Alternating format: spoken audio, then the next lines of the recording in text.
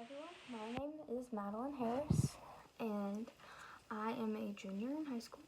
Some fun facts about me are that I'm an only child, I ride horses competitively, and that my favorite color is blue. That one's kind of lame, but oh well. So I guess I just wanted to share some of my story with you, a little about me, some information, and why I chose to go on this mission trip. So yeah, my story, like many others, starts before I was born. My parents met at a Bible study through a church called Prestonwood. It was a single study, so that's how they got to know each other, and they ended up getting married. Prestonwood is where they met Pastor Scott Lear and his wife, and at that time just baby Ella, and the Morleys as well. So when we ended up moving here, we already knew what church to see and try. Like I said, I was born in Texas. While I lived there, I attended a private Christian school through Prestonwood, and we attended First Baptist Church. So even when I was young, I was seeing the faith. I was being exposed to it.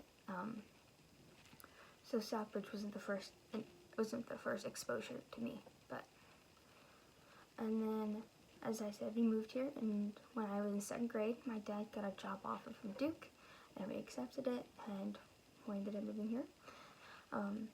If you couldn't tell. So when we moved here, we immediately knew to go look at Southbridge because we knew that the Lears were leaving to plant this church. So at least when we moved here, there really wasn't a lot of church seeking, finding a place that worked for us. We really found it right away. The first time we came here, it was in a movie theater, and that was my 2nd grade classroom, was the 3rd theater on the floor. That was such a special sight. And then we moved with the church to Pine Hollow, and then outdoor with COVID, and then the church today. Like I said, I'm a junior. Well, we actually just finished, so I guess I am a rising senior. And I'm homeschooled. So luckily there's a really big community within our church and just in North Carolina in general of high schoolers that are homeschooled and just homeschoolers as well. So my class is a class of 6. As we homeschool through the CC co-op. 5 out of those 6 kids attend Southbridge. The one other attends a church closer to her house, but I can still go up to those six of those kids, or I guess there's 5 because I'm one of them, and tell them anything, which is so cool. And I feel like that's an aspect I've really enjoyed, especially as I've gotten older. Not just my friends getting closer, but our families. So like that bond, that intertwinement of church and school has really been cool to see. And at first I kind of didn't like it that all my friends were the same friends, but now I think it's even better. We're sharing our faith daily with each other. We're knowing what's going on with each other's lives, and I think that's really neat. It's a really cool aspect that I think I'd have and not many others are lucky to have. So like I said, most of my friends attend Southbridge. So they're in our youth group, and I'm active in our youth group as well. I have been for a while. I've seen it since it was SYU, and then come into Sunday night hangs.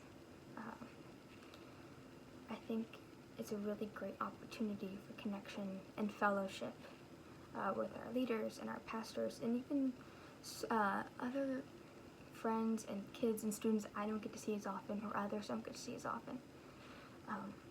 It's a great way of just bringing middle schoolers and high schoolers together, and I think it's a really great opportunity. I also am involved in our our small groups. We had a small group before, but they weren't quite like they are now. But small groups in people's houses. I'm in one that with 11th and 12th grade girls. There's maybe about 5 of us on a regular basis, but it's such a great space and opportunity to have. I have 2 awesome leaders that they just really lead and disciple, and they create such an awesome atmosphere and such a safe space for us to talk about things, and I think that's really awesome. Something that's really helped me knowing what everyone else is going through. Understanding all their problems and what their questions are, and knowing that questions are okay, and being able to talk them out with other people my age and some leaders has been super awesome. And that having those questions not in a big group setting, but in a smaller one, that's so much more intimate and more understanding. So that's really done a lot for my faith. We've gone alongside the services with the Hebrews and now the statements of Jesus.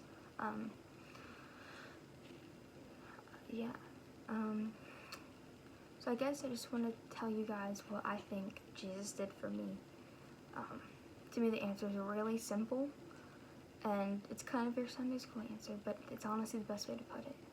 He died on the cross for me because he loves me, and I show that love to others because I don't deserve that type of love.